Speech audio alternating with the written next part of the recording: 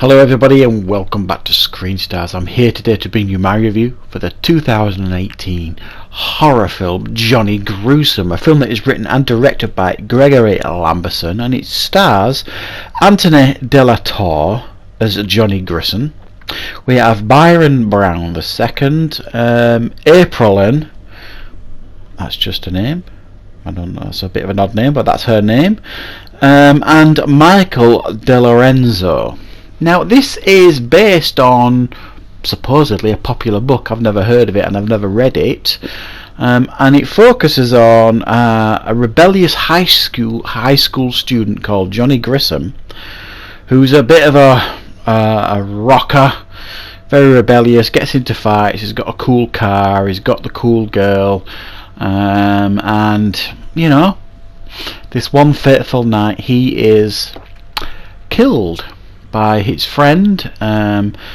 Those who witness it decide to cover it up, and he is so angry by this act that he decides to rise from the grave as a vengeful creature, I suppose, and take out all those that have wronged him in life. Right, so what are my thoughts on Johnny Gruesome? Well, straight away, this is one of those films, and I say this quite a lot when I watch a low budget film, and this is quite a low budget film. This is one of those films that probably, it would really have benefited from a bigger budget. It's one of those films that if it had a great budget and a better cast for the most part, it could have really worked, I think, this film. The idea is, you know, nothing original, but it's fine, you know, this rising from the grave to take revenge on those that have wronged you is not a new story, and it's quite a frustrating film to watch this, because they get certain aspects of it right and certain aspects of it tragically wrong. For example, they do not establish like friendships between characters or relationships.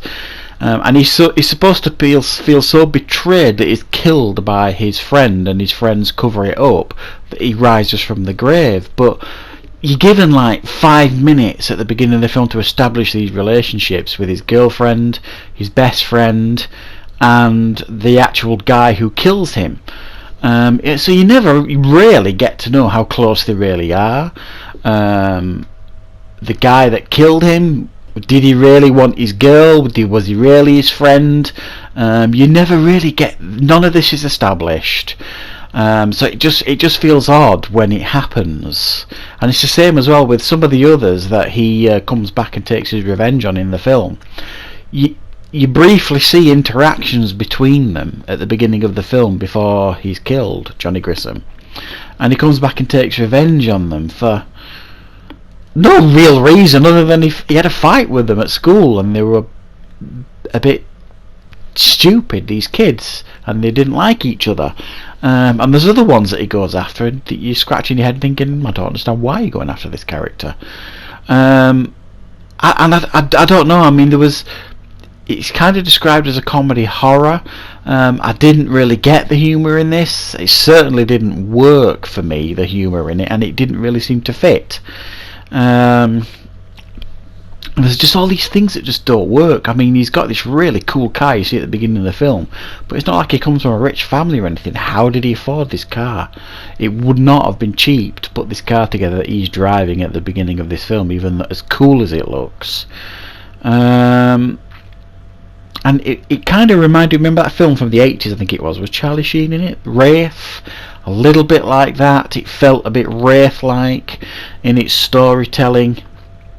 And at times the soundtrack was really cool. It's like a heavy metal soundtrack.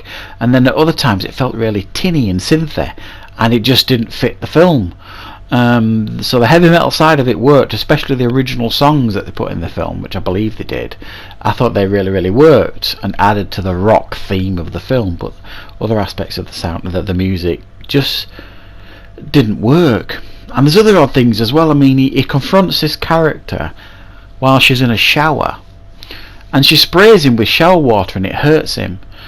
Now I could understand it if it was holy water or something like that. I just could not understand why the shower water was hurting him, and it didn't seem to explain why the shower water was hurting him. So a lot of the things that he did in this film, they just weren't explained, or they just didn't make sense.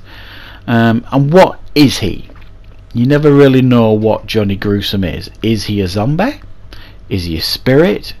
Doesn't seem to be, because he's physical. Is he a demon? Again, there's no real reason as to why he's risen from the grave, because they don't establish that well enough at the beginning. And when he does rise from the grave, what is there? But I did think some of the effects were pretty cool for Johnny Gruesome, because he gets progressively worse as the film goes on, and when he actually rises from the grave, he actually kind of looks like himself, just with like different eyes, and then he deteriorates as the film goes on, and the effects improve as the film goes on. And ultimately, I think the slow pace of the film actually harms it overall as well. And it's a little bit too tame, I think, for a lot of horror fans. It doesn't show enough, it cuts away at times, and it just needed a bigger budget and more polish. But there is a nucleus here of a pretty entertaining film. It's quite tongue-in-cheek, reasonably self-aware of what it is, but I think it tries a little bit too hard at times to be something it's not. So I'll give it a 5 out of 10. I would definitely love to see this redone with a big budget, because it's a simple enough story that could that could work, I think, with a better budget attached to it. So that's my review for Johnny Gruesome. Fairly interesting film that doesn't work wholly, but there are aspects of it that are certainly worth checking out. Thanks for watching, everybody. I hope you enjoyed the review. I hope you found it useful. I'll see you back for more reviews on Screen Stars very soon.